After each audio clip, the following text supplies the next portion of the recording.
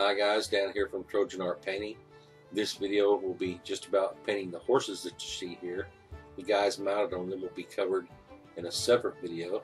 These figures are 28mm gripping beast Irish champions for Saga. You can see they've already been cleaned and assembled, mounted on their bases and primed white. The bases were textured with green stuff and gesso, and then the whole thing was washed with Citadel Agrax Earthshade to bring out the detail. First thing I'll do is use Vallejo ivory, the entire horse. Now, a couple things here. If you notice in the video, you'll see that, especially for you beginning painters, you'll see that I almost always steady my brush hand by putting my ring finger on my brush hand on the horse's nose or on the figure's head or shield or tail or on the base or on my other hand.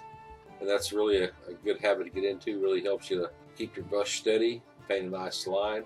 Also, when you're painting things like this where you don't want to overpaint the outlined areas, what you want to do, you want to make sure you consider your angle of approach.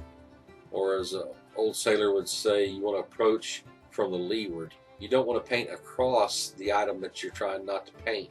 You want to approach from the opposite direction, so you'll see always push the brush in from the direction opposite the item that I'm trying to avoid.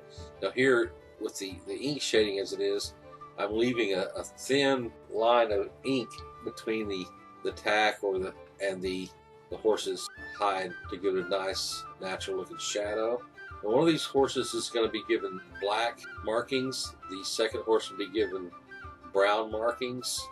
And we're not going to worry about where those markings are at yet. We're just going to paint the whole thing overall ivory.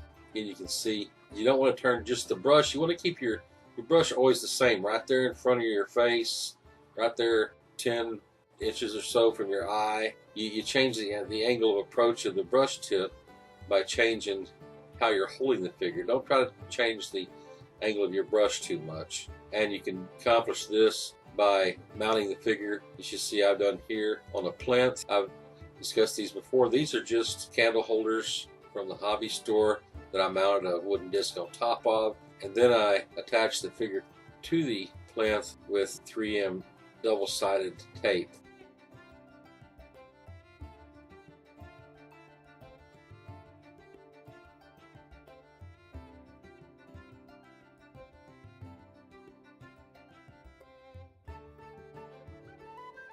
Okay, so you can see here I continue to make progress on the ivory base coat. As I said, try not to get the ivory on the natural shadowing that you've created by using the ink. But if you do, and I did it in 2 or 3 spots, if you do get the ivory too close, you just go back and repaint the line with brown. It's no big deal.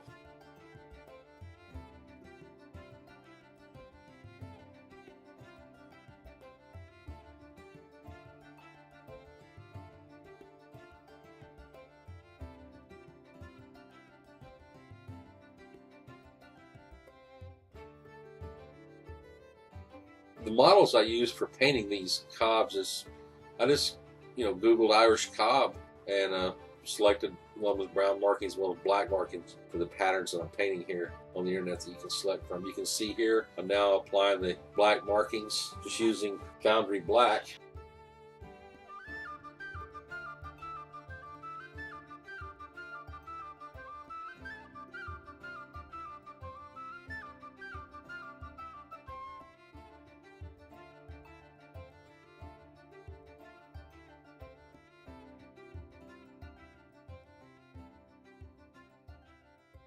And don't hesitate also to extend the marking color into the mane and tail as well.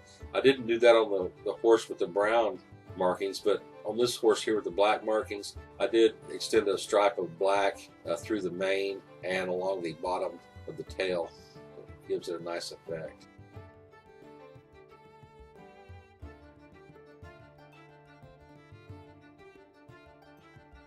Okay, now using Vallejo chocolate brown, doing the same thing here as I did with the black. Just going and laying down the base coat of the markings. You see, I kind of outline the desired pattern first, and then go back and fill it in. And on the Irish cob, you want the transition between the dark and the light to be nice and smooth. There's no dappling, there's no separate little dots, or there's no jagged edges. The transition between the colored areas is really nice and smooth, so I tried to stay true to that here. Now I realize that the cobs that I'm looking at are modern day cobs, and no telling really what they looked like 1,000 years ago. Again, the history of the Irish cobs does talk about, as well as the Welsh cobs, talks about how they were descended from the horses that the Romans brought over. So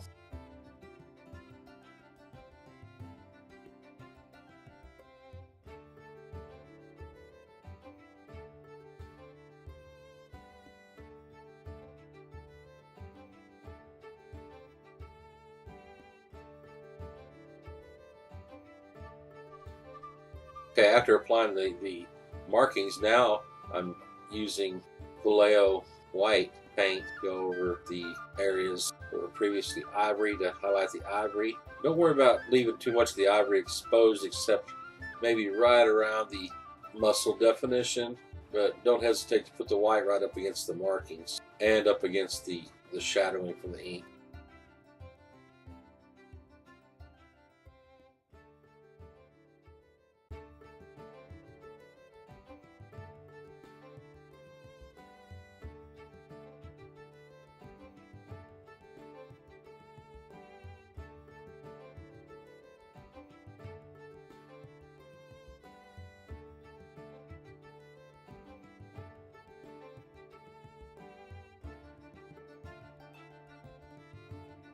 Here I'm using Formula P3 Bloodstone, kind of a reddish brown color, to go in and highlight the brown. Now here I don't go all the way to the edge of the brown.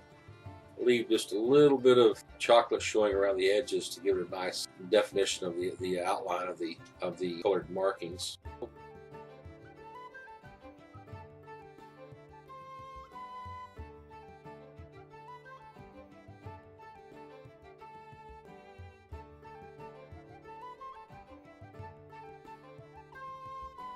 Okay, now the black.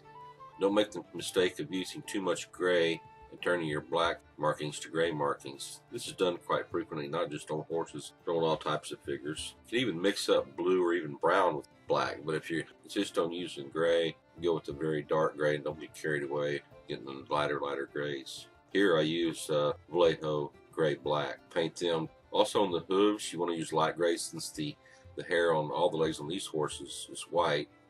You want to use a light gray.